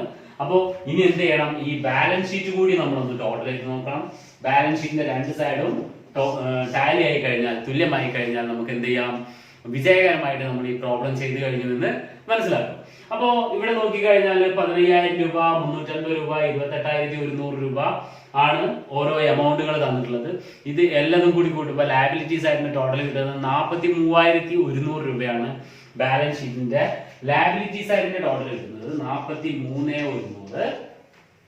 ഇനി അസറ്റ്സ് ആയിട്ട് നോക്കാം. 14,250, 3,000, 700, 25,500 കൂടി കൂട്ടിക്കഴിഞ്ഞാലും നിങ്ങൾക്ക് കിട്ടുന്ന എമൗണ്ട് 43,100 രൂപ ആയിരിക്കും. ആ എമൗണ്ട് ബാലൻസ് ഷീറ്റിന്റെ അസറ്റ് സൈഡിലും എന്ത് ചെയ്യാവുന്നതാണ്, നിങ്ങൾക്ക് എഴുതി വെക്കാവുന്നതാണ്. ഇത്രയാണ് എന്ത് ചെയ്യാനുള്ളത്, ഒരു ഇൻകം ആൻഡ് എക്സ്പെൻഡിച്ചർ അക്കൗണ്ടും ബാലൻസ് ഷീറ്റും ഉണ്ടാക്കാൻ ചെയ്യേണ്ടത്. ഇതോടെ ഈ പ്രോബ്ലം അവസാനിച്ചിരിക്കുന്നു. നിങ്ങൾക്കെല്ലാം മനസ്സിലായിട്ടുണ്ടാവുമല്ലോ. എന്താ ചെയ്യേണ്ടതെന്ന് ഞാൻ ഒന്നുകൂടി പറഞ്ഞുതരാം. നമ്മുടെ റിസീപ്റ്റ് ആൻഡ് പേയ്മെന്റ് അക്കൗണ്ട് നോക്കുക. അതിലുള്ള റെസിപ്റ്റുകൾ ഇൻകം ആണെങ്കിൽ ഇൻകത്തിന്റെ ഭാഗത്തേക്കും, അതേസമയം എക്സ്പെൻസുകൾ ആണെങ്കിൽ എക്സ്പെൻസിന്റെ ഭാഗത്തേക്കും എഴുതുക. അഡീഷണൽ ഇൻഫർമേഷൻ തന്നിട്ടുള്ള വിവരങ്ങളിൽ അസറ്റുകൾ ഉള്ളത് അസറ്റുകളിലേക്കും, ലാബിലിറ്റികളിലേക്കും എഴുതി കഴിഞ്ഞ് നമ്മൾ ടോട്ടൽ ചെയ്ത് ബാലൻസ് ചെയ്യണം. 2 ബാലൻസ് ഷീറ്റ് ഉണ്ടാക്കേണ്ടി വരുന്നുണ്ട്. ഈ 2 ബാലൻസ് ഷീറ്റ് എന്തിനാണ്? തുടക്കത്തിലുള്ള ബാലൻസ് ഷീറ്റ് ഉണ്ടാക്കി കഴിഞ്ഞാലേ നമുക്ക് ഈ ക്യാപിറ്റൽ ഫണ്ട് കിട്ടുകയുള്ളൂ, അല്ലെ? അതിനു വേണ്ടിയിട്ടാണ് നമ്മൾ ബാലൻസ് ഷീറ്റ് ഉണ്ടാക്കുന്നത്. അപ്പോൾ ഞാൻ ചെയ്ത രീതികളൊക്കെ ഒന്നുകൂടി നിങ്ങൾ മനസ്സിലാക്കി നോക്കിക്കഴിഞ്ഞാൽ നിങ്ങൾക്ക് വ്യക്തമായിട്ടും ഈ പ്രോബ്ലം എക്സാമിന് വന്നാൽ ചെയ്യാവുന്നതാണ്. അപ്പോൾ ഇന്നത്തെ ക്ലാസ് ഇതോടെ അവസാനിക്കുന്നു. നിങ്ങൾക്ക് ഇത് എന്ത് ചെയ്യാവുന്നതാണ്, ഒരു നോട്ടിലേക്ക് എഴുതിയെടുക്കാവുന്നതാണ്. Okay, thank U.